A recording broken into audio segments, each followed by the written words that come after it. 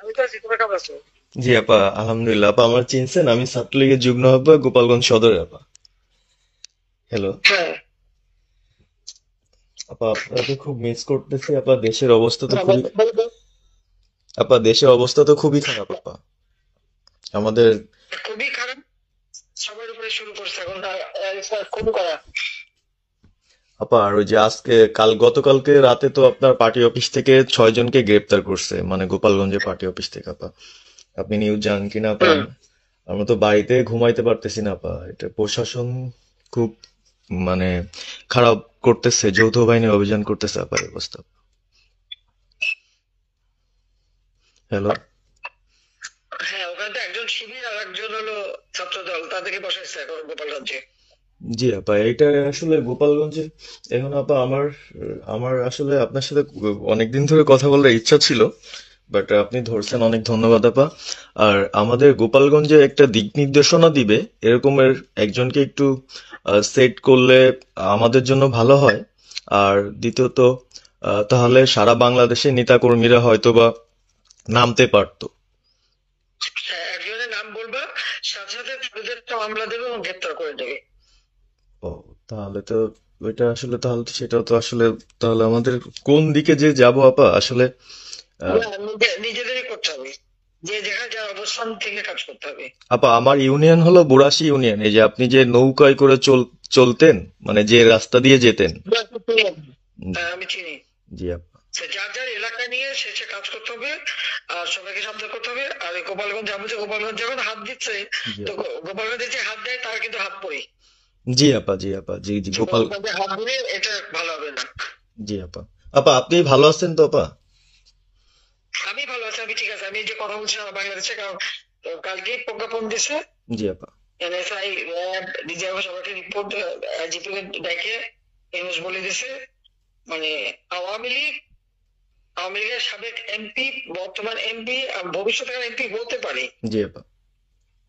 তারা তাদের আত্মীয় স্বজন, জি ক্লোজের আত্মীয় স্বজন, জি আপা। প্লাস যারা কাউন্সিলর, মেম্বার, তারপরে মেয়র, যে যেখানে আছে এবং তাদের আত্মীয় স্বজন সবাইকে অ্যারেস্ট করতে বলছে। তোরা কত করবে সেটাই তো কথা। হ্যাঁ আপা, এখন আমি কত করবে?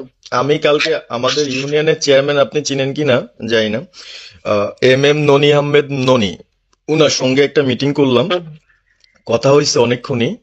তো উনি দিক নির্দেশনা দিল এবং কালকেই যাওয়ার কথা ছিল আমাদের একটা মিছিল নিয়ে। বুড়াশি ইউনিয়নের যারা ছাত্রলীগ করে কর্মী যারা আছে এদের নিয়ে আমরা একটা মিছিল নিয়ে যাওয়ার কথা ছিল। কিন্তু তার ভিতরই, মানে সন্ধ্যার পরে 7টায় প্রোগ্রামটা ছিল, আহ, তার ভিতরে নিউজ আসলো যে যৌথ বাহিনী অভিযান চলবে। তো আমরা গেলাম না। ওনারা যারা গেছিল, যাওয়ার পরে আপনার অ্যারেস্ট করলো। আর ওই যে পিছন দিয়ে যে গেটটা আছে না আপা, ওই গেট দিয়ে হয়তোবা 4-5 জন ধরেন যে চলে গেছিল বাইরে। এই অবস্থা। আর আমাদের যারা আসলে আমরা দলকে ভালোবাসি, আহ, আপনাকে ভালোবাসি, সংগঠনটাকে সুন্দরভাবে সচ্ছল রাখার চেষ্টা করতেছি, আহ, এদের খুব ডিস্টার্ব করতেছে। খুবই। আপনার যেদিন জন্মদিন ছিল ওই দিন আমরা আমাদের ছোট ভাইদের দিয়ে, বঙ্গবন্ধু কলেজের ওদের দিয়ে আপনার অনুষ্ঠানটা ওরা করতেছিল, কেক কাটছিল, এর ভিতরে ওসি নিজে এসে ওদের কলার ধরলো। হুম। মানে খুব অ্যাক্টিভ যে 4-5 জন ছেলে আছে, হিমেল, তারপর বাপ্পি, রেয়াজ, সাকিব, তারপরে সাব্বির, এরা বঙ্গবন্ধু কলেজের আসলে, আহ, আমরা আমি ব্যক্তিগতভাবে যতটুকু না করতে পারতেছি ওরা ততটুকু করতেছে। এবং আমরা একটা মশাল মিছিলও করলাম সেদিনও আপনার। আর্মি আমাদের পরবর্তীতে ওদের বাসায় যে ঝামেলা করলো, আমি একদম সামনে ছিলাম।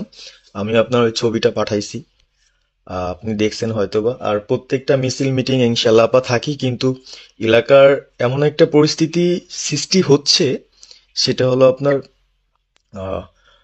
75 পরবর্তীতে যেভাবে মানুষজন ভয় পাচ্ছিল, সেই জিনিসটা আপা সবাই করতে চাচ্ছে। মানে জোর করে আসো আমাদের দলে যোগ দাও। মানে দোকানে বসলে, চার দোকানে বসলে অনেক কিছু শোনা যায়, অনেক কিছু বোঝা যায়। কিন্তু এখন আহ, আমাদের দরকার সারা বাংলাদেশে, মানে আমার ক্ষুদ্র জ্ঞান থেকে বলতেছি, সারা বাংলাদেশে যে একটা সংগঠনটা চালাবে, আপনি সভাপতি থাকবেন এবং ভারপ্রাপ্ত যদি কাউকে কোনো দেওয়া যায় যাকে ভালো মনে করেন, তাহলে আমাদের সারা 64 জেলা। জি আপা, একটু পাকা কথা এখন বলার সময় না। সরি আপা। এখন যার নাম দেবো তাকে সবাই আগে অ্যারেস্ট করবে, জি আর তার নামে সবাই আগে মামলা দেবে। জি আপা। আপা আমাদের মাঝে মাঝে ওই যে প্রেস, মানে কালকে যে প্রেসটা দিচ্ছে এটা আমি সুন্দর পড়ছি, অনেক ভালো লাগছে এবং আমি আমার ফেসবুকে ছাড়ছি। হ্যাঁ, ওটা আমি নিজে দেখে দিছি, আমি কারেকশন করে দিছি এবং আমাদের খুবই ফেসবুক ওটা দেওয়া হচ্ছে, ওইভাবেই যাবে। আর আমাদের আমরা কয়েকজন নেতা ঠিক করে দিছি, তারা বিভিন্ন ইস্যুতে একটা করে স্টেটমেন্ট দেবে। জি আপা। আমার অনেক, তুমি নাম দিতে বলো, হ্যাঁ শেখ সালিমের নাম দিয়ে দাও, সে চালাক।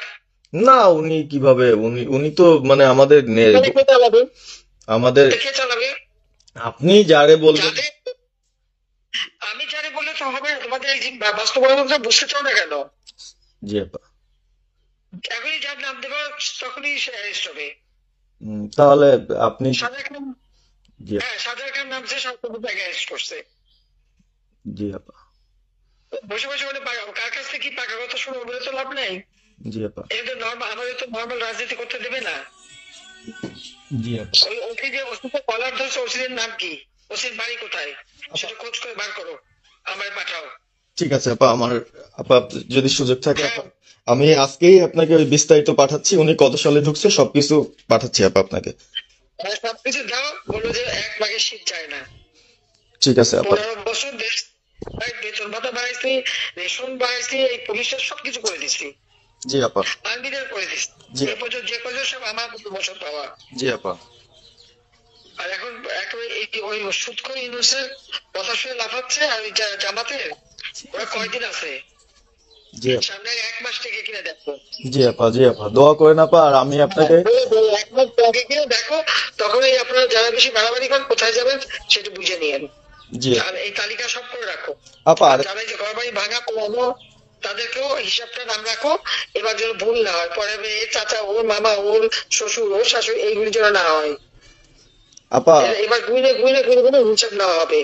জি আপা। জি আপা। আমি গত 2001 কিচ্ছু বলি নাই, 2009 সরকার এসেও আমি সব কাউকে কিছু বলি না, আমি দেশের উন্নয়ন করছি। আল্লাহ এরপরে যদি আল্লাহ যদি সুযোগ দেয়, তো তার আগে যারা আমার নেতা কর্মীকে হাত দিচ্ছে, কোপায় কোপায় ছাত্রলীগে মারতেছে, প্রত্যেকের এক একটা শিক্ষা আমি দিয়ে ছাড়বো। আর আমি যেটা বলি আমি তা করি।